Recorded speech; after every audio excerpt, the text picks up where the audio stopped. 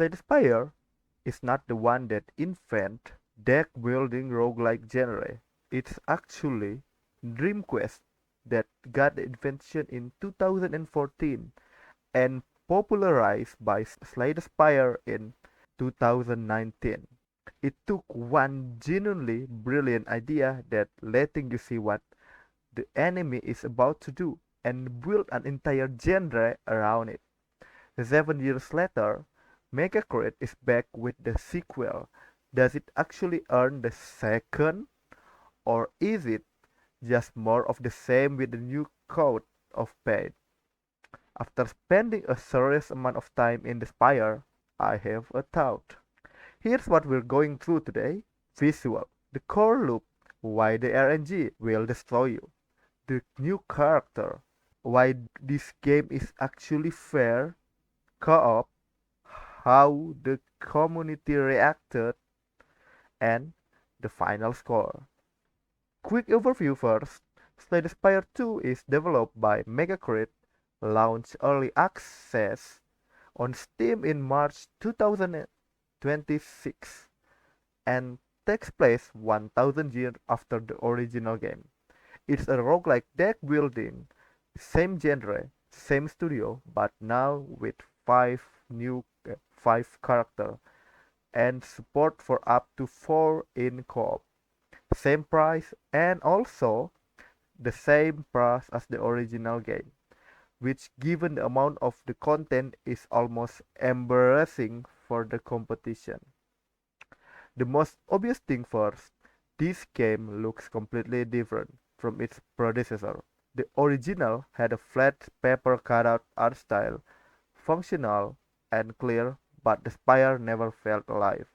Slay the Spire 2 rebuilt that from scratch. The animations are now fluid, the enemy design are far more detailed, and the environment actually breathe. For example, in Slay the Spire 1, when you enter a camp, it has a not so good art for me to be honest. But in Slay the Spire 2, it actually feels better and much more alive. It's a visual generation ahead of the original. The core loop is the same. Pick a character, climb a branching map of the fight, treasure, event, and elite, then face a boss at the end of each arc. If you've played Slay Spire 1, this will feel immediately familiar. Intentionally so, but here's what changed. In Slay Spire 1, by Arc 3, most runs start to feel actually automatic. Your build had come together and you were just executing it. In Slay the Spire 2, break that up with major decision point at the start of each acts 2 and 3. Choices that change that can make, break, or completely change your entire plan even are also stronger now. In Slay the Spire 1, you often felt bad skipping fight because you miss card reward. In Slay the Spire 2, even over strong enough option that the saver path doesn't feel like you're falling behind. Here's where it gets genuinely cruel. This game is very good at making you feel smart. You spend 40 minutes building a deck around a specific strategy, stacking block, chaining synergy, feeling completely untouchable. Then the game is a single enemy whose mechanic completely punish exactly what you've been doing. The classic example from Slay the Spire 1 is the Gremlin Knob. Every skill card you play, it permanently make the enemy hits even harder. The harder you defend, the harder for it hits you next turn. And in Slay the Spire 2, those counter mechanics are more numerous and more specific. And underneath all of that is the RNG. Your deck can be clean, your strategy can be solid, and you still draw the wrong card at the wrong moment. When an enemy is about to hit you, for example, for 10 damage, but your health is also only 10 and you didn't draw any card, and you will try your everything, you will try mathematically how do I make it work? How do I make this work? But it does not matter. It doesn't care. And you will see the defeat screen. Now, let's talk about the new character. Cause she is the most interesting thing in the game. The Necrobinder is a sassy lich, fragile but tactically dense, who fight alongside a giant reanimated skeleton named Osti. She is the only one character in the franchise who functionally as a duo. You are managing your own resource and Osti at the same time. Her signature mechanic is Doom and Soul. A Doom is a death mark system where you stack enough uh, on an enemy and they get executed at the end of their turn. When it works, you clear a full room in one turn and feel like a genius. But when it doesn't, and one worn card and OST run out of HP, you end your turn with zero defense and you would die. That's how hard the character is for me. But why is it fair? Here's what makes Slade Spire 2 a genuinely great game despite all of that. It is completely fair again. I will say it again, it is completely fair. Every enemy is telegraphically its next turn with an intent icon.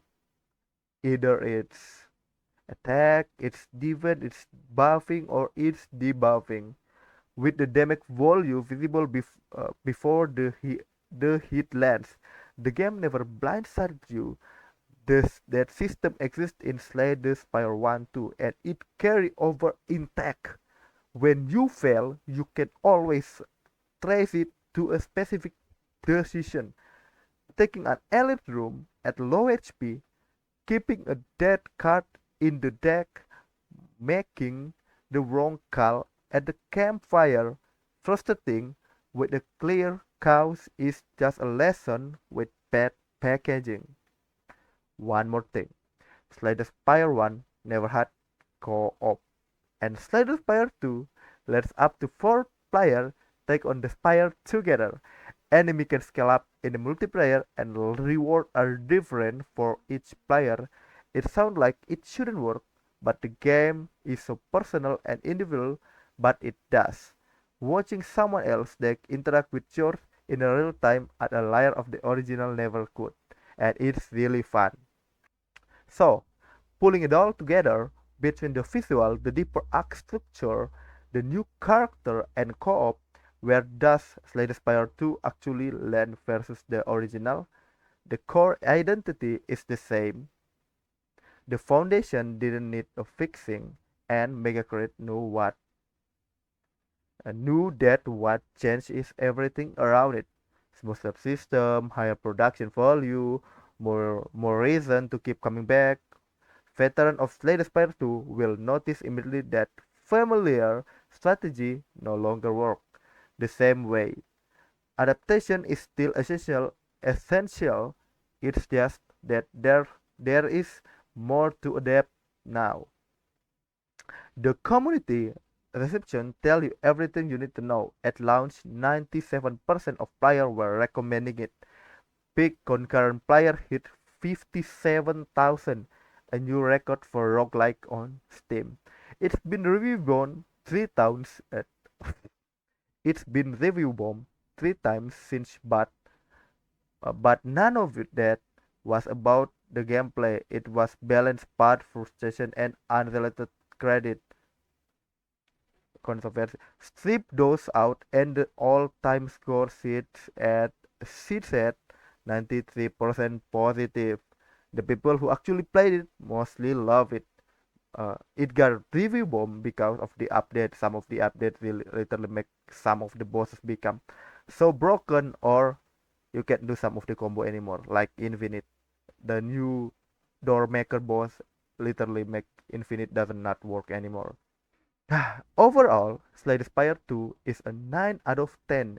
It's a sequel that respects the original by not trying to reinvent the by not